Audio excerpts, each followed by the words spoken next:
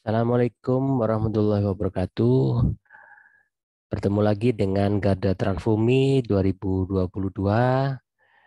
Kali ini kita akan pandu kawan-kawan semua untuk menerbitkan NIB secara mudah melalui layanan online single submission atau OSS. OSS seperti diketahui telah diluncurkan secara resmi pada 9 Agustus 2021. Sampai dengan hari ini banyak sekali penambahan fitur-fitur yang perlu mendapatkan perhatian dari para pengguna oss.go.id.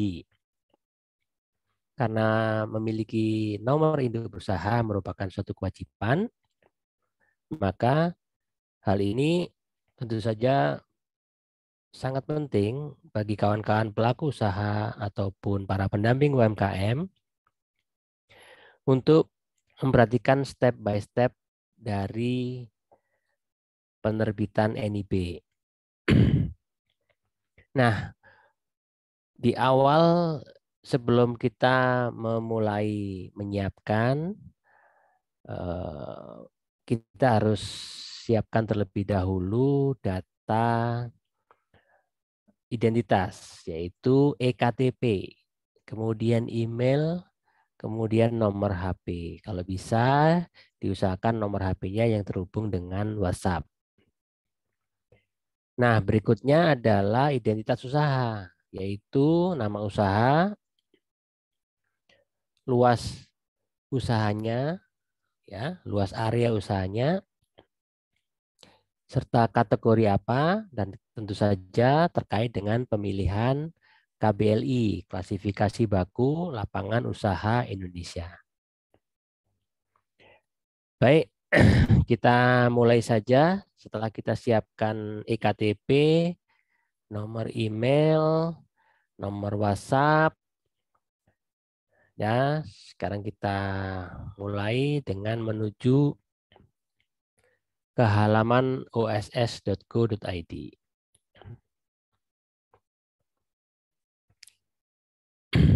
Baik, seperti ini ya. Setelah kita buka oss.go.id, tampilan depan oss.go.id ini cukup responsif dalam hal pendataan, pendaftaran, serta penerbitan NIB. Kita mulai, kawan-kawan, langsung ke klik daftar di pojok kanan atas ini.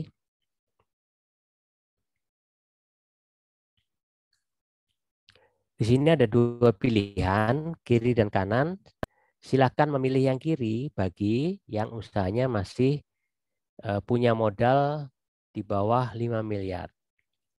Ya, tidak termasuk tanah dan bangunan tempat usahanya. Jadi itu masih tergolong UMK, usaha mikro dan kecil. Namun bila mana sudah di atas 5 miliar, bisa memilih yang sebelah kanan, yaitu usaha non-UMK. Ya, termasuk di dalamnya usaha menengah itu 5-10 miliar, usaha besar itu 10 miliar gitu ya. Ataupun ada usaha yang mau didaftarkan di OSS berupa kantor perwakilan warga negara Indonesia atau asing atau badan usaha yang memiliki perwakilan usaha di Indonesia. Baik, kita lanjutkan, kita pilih usaha mikro dan kecil. Langkah berikutnya adalah menentukan skala usahanya. Apakah orang, perseorangan, atau badan usaha. Jadi jangan bingung ya.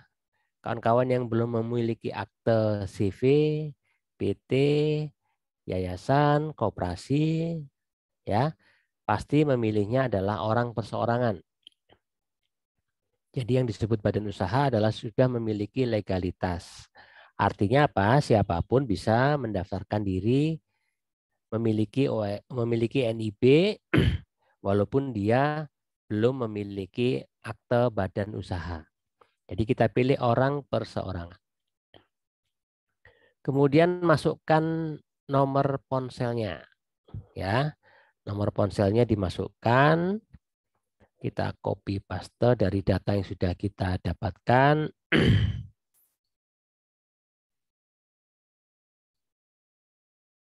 Oke, jangan lupa nolnya dihapus ya.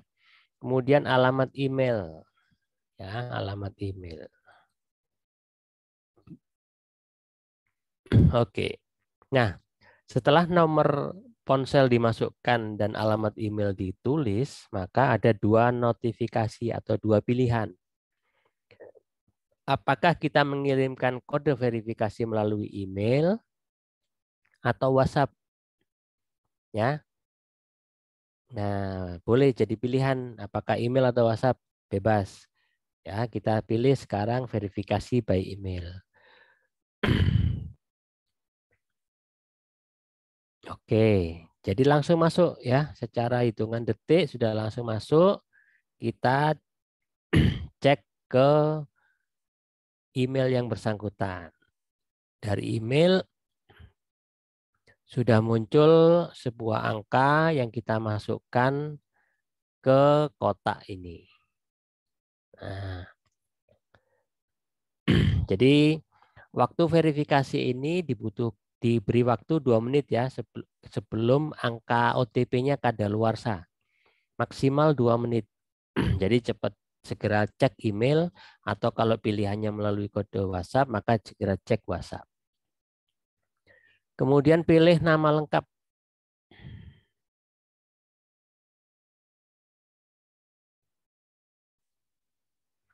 Nah, ini ada pilihan untuk memasukkan password ya. Saran saya jangan jangan menggunakan password yang sulit ya sehingga akan menyulitkan Anda ke depan. Ya, gunakan password yang mudah saja.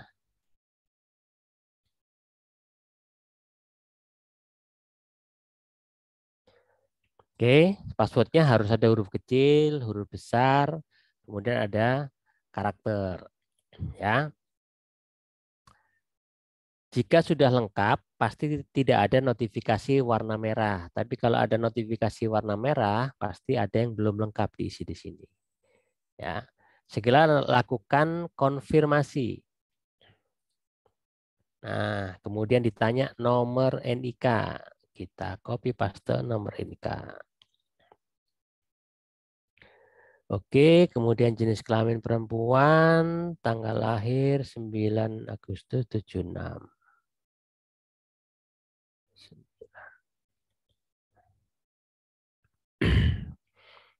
Oke, alamatnya.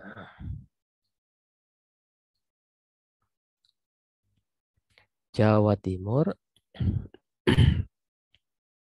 Surabaya.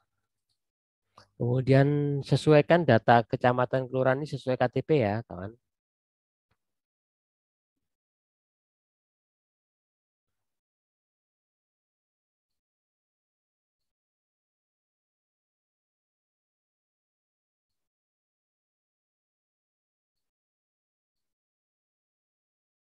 Oke, data ini harus sesuai KTP. Jadi di alamat tidak perlu ditampilkan RT RW kalau di KTP-nya tidak tercantum di deretan alamat itu ada RT RW-nya. Sesuai karena data ini menarik data dari Badan Pusat Statistik Dukcapil ya. Setelah notifikasi ini dicentang menyatakan bahwa data ini benar, kita klik daftar. Maka di layar akan muncul notifikasi berhasil. Nah, ya, saat inilah Anda sudah memiliki akun OSS-nya saja. Jadi mudah ya, cukup sekitar 5 menit kita sudah memiliki akun online single submission dengan data email, nomor KTP, dan identitas yang ada di KTP, serta nomor ponsel kita. Ya, setelah itu kita tinggal masuk login nih. Ya, kita lihat username kita ada di email kita.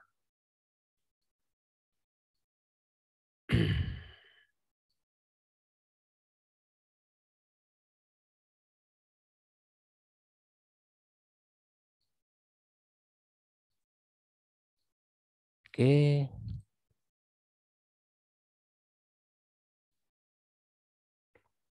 Jangan lupa setiap kita login, kita selalu diminta masukkan kode captcha ya. Ini selalu berubah-ubah ya, tidak selalu tulisannya ini baru. Pasti akan berubah-ubah sesuai saat kita membuka halaman ini. Nah, sekarang tanda ini di layar menunjukkan bahwa kita sudah masuk di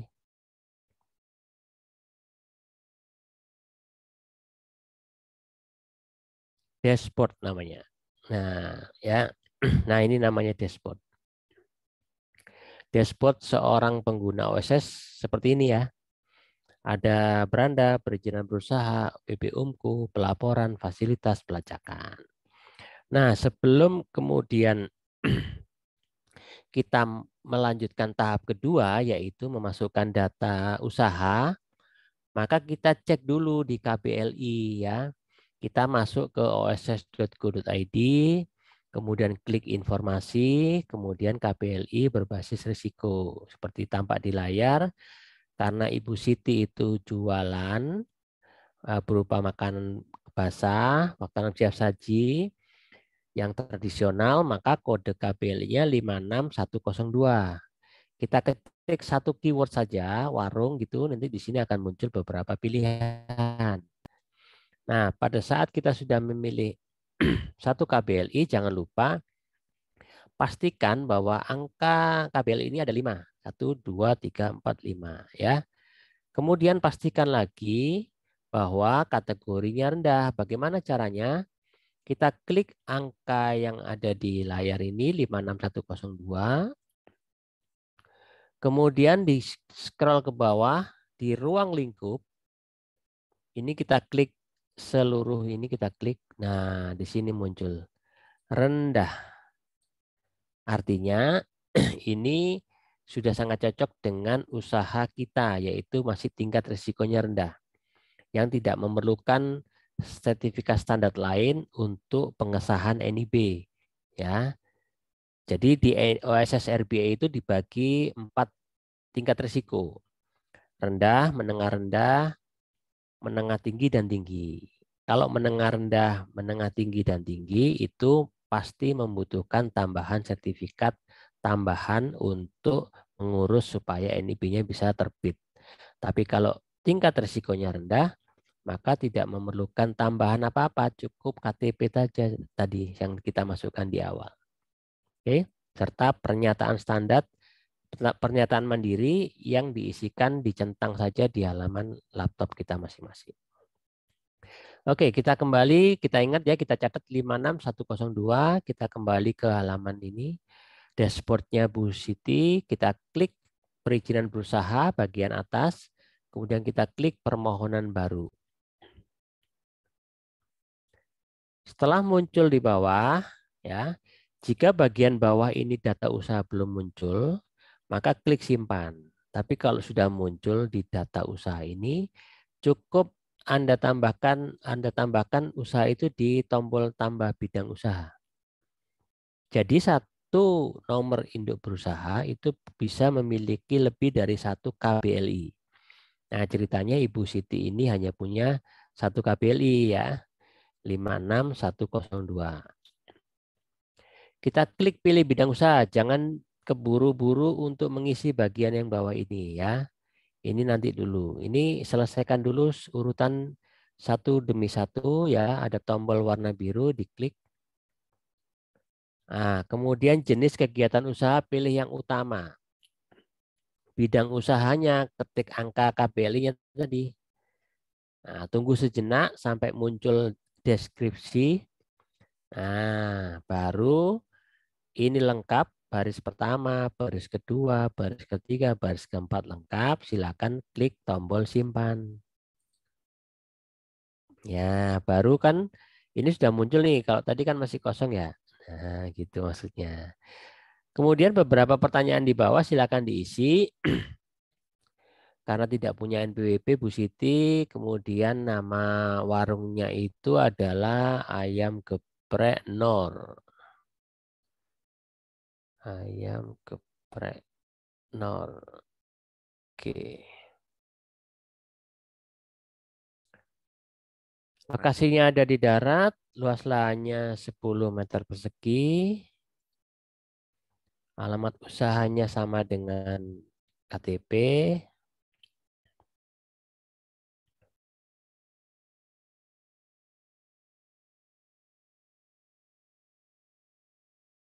Kota Surabaya, Kecamatan Sawahan, Kelurahan Pakis. Kode posnya jangan lupa. Kalau tidak diisi dia nggak bisa melanjutkan. Ya, apakah kegiatan ini sudah berjalan? Kita jawab sudah. Jika memang masih belum dijalankan, silakan dipilih belum. Apakah Anda melakukan bangunan gedung? Tidak. Ya, karena kegiatannya dilakukan di rumah. Modal usaha. Nah, Bu Siti ini memilih modal awalnya adalah 1 juta. Kemudian tombol klik validasi risiko. Nah, setelah muncul notifikasi warna hijau, ini sudah benar dicentang ya. Skala usaha Anda adalah mikro, artinya di bawah 5 miliar. Kemudian tingkat di bawah 1 miliar. Kemudian tingkat risiko kegiatan usaha Anda adalah rendah. Nah, kemudian pilih deskripsi kegiatan usahanya ada di kabupaten atau kota, jumlah tenaga kerjanya diri sendiri yaitu 1. Lalu jangan lupa ini diklik. Kalau diklik nggak bisa dilanjutkan. Di sini nggak keluar tombolnya sebelah kanan ya. Ini diklik tambah produk atau jasa. Tujuannya apa? Pada saat kita punya usaha warung, bisa saja kita punya berbagai macam menu. Silakan dituliskan di sini.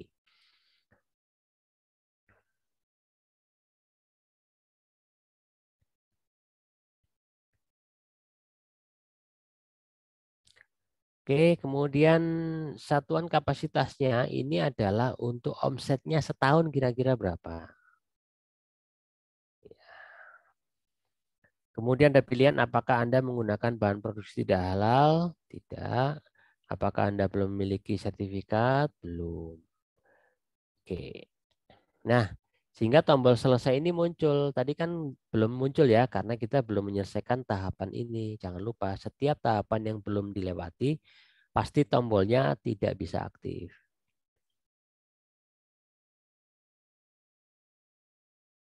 Oke, kawan-kawan, kita sudah berhasil 1 KBLI. Artinya, bila mana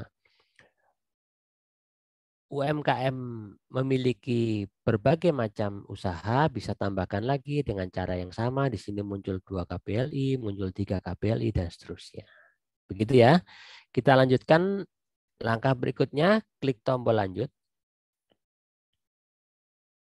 Nah, di tombol ini cetak NIB-nya masih berwarna abu-abu. Kenapa? Karena tombol ini belum diklik, kawan-kawan. Ya, proses perizinan berusaha. Kita klik supaya langkah berikutnya adalah ke pernyataan mandiri, di mana pernyataan mandiri ini adalah bagi para UMKM usaha mikro yang memang risikonya rendah, dia hanya butuh mencentang ini. Nah, tidak perlu lagi sertifikat standar yang diperlukan, cukup mencentang pernyataan mandiri ini. Antara lain yaitu K3L, kemudian kesediaan untuk perizinan tentang standar K3L, mengikuti proses sertifikasi halal, tata ruang, kemudian juga ada SPPL, ya, kesanggupan pengelolaan pemantauan lingkungan hidup. Kita klik lanjut. Nah, setelah itulah proses ini selesai. Jadi mudah ya.